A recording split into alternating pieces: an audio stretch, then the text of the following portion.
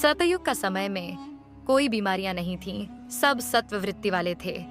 तब जलवायु देश काल सब सम था। तब वैद्य भी नहीं हुआ करते थे। सतयुग खत्म होते ही प्रारंभ हुआ त्रेता युग। इस युग में मनुष्य की मनोवृत्ति में बदलाव आना शुरू हुआ, जैसे द्वेष, राग, मोह आदि गुण आने शुरू हुए, जिसका प्रभाव न केवल उनके स्वास्थ्य पर हुआ बल्कि वहां के वातावरण पर भी हुआ, जिससे वहां की सामाजिक स्थिति, आर्थिक स्थिति, सांस्कृतिक स्थिति में बदलाव आया, जिससे मनुष्य के आहार विहार में बदलाव आया। उससे उनकी जठराग्नि प्रभावित हुई, जिसकी वजह से दोष धातु विकृत हुए और शरीर रोगों का घर बनना शुरू हो गया।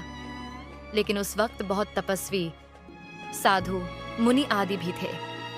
उन्होंने इस समस्या का समाधान के लिए बैठक बुलाई, क्योंकि मनुष्य का देह धारण करने का जो औचित्य है वह खत्म हो जाएगा। धर्म, अर्थ, काम, मोक्ष के लिए एक आरोग्य शरीर का होना आवश्यक है। सभी आर्षि मुनि हिमालय पर गंगोत्री के पास एकत्रित हुए। दक्षिण भारत से आर्षि अगस्त्य आए थे, चीन से ऋषि बेंगी आए थे, अरब देश से ऋषि कांकायन आए थे, यूरोप से ऋषि हिरण्याक्ष आए थे, ऋषि भारद्वाज, ऋषि पुनर्वसु आदि महर्षिगण पधारे।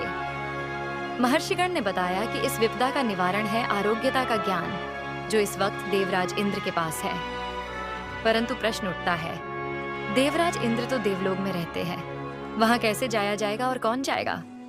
साथ ही यह प्रश्न भी उठा कि उनके पास यह ज्ञान कहां से मिला? उनको तो इसकी आवश्यकता भी नहीं है। तब सभी के प्रश्नों का उत्तर देते हुए आर्षि भारद्वाज ने बताया कि ब्रह्मा जी ने इस ज्ञान की उत्पत्ति सृष्टि के पूर्व ही कर दी थी। इस ज्ञान का वर्णन ब्रह्म संहिता के 1,00,000 सूत्रों में समाहित है। ब्रह्मा जी से सर्वप्रथम दक्ष प्रजापति ने आयुर्वेद को ग्रहण किया था। इसके बाद उनसे अश्विनी कुमारों ने आयुर्वेद का अविकल ज्ञान प्राप्त किया था। तत्पश्चात उनसे देवराज इंद्र ने यह ज्ञान प्राप्त किया। देवराज इंद्र के पास केवल भारद्वाज अर्षि जा सकते थे। उनके पास एक लोक से दूसरे लोक में जाने की शक्तियां थीं। अर्षि भारद्वाज इंद्रलोक गए और उन्होंने देवराज को सारी विपदा बताई। तब देवराज ने उनको 2 भागों में यह ज्ञान दिया। पहला था आतुर परायणम, मतलब जो बीमार है उसको कैसे स्वस्थ रखना है, और दूसरा था स्वास्थ्य परायण, मतलब जो स्वस्थ है उनकी आयु की वृद्धि कैसे की जाए। ये सारा ज्ञान लेकर भारद्वाज ऋषि हिमालय वापस लौटते हैं और सबको वह ज्ञान देते हैं। उनमें से आर्षि पुनर्वसु आत्रेय थे, जिन्होंने उस ज्ञान को बहुत अच्छे से आत्मसार किया और अपने 6 शिष्यों को यह ज्ञान दिया।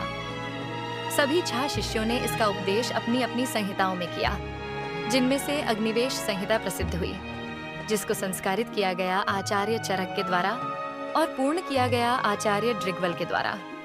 वही ज्ञान आज हम पढ़ते हैं चरक संहिता में, जिसका नाम है आयुर्वेद।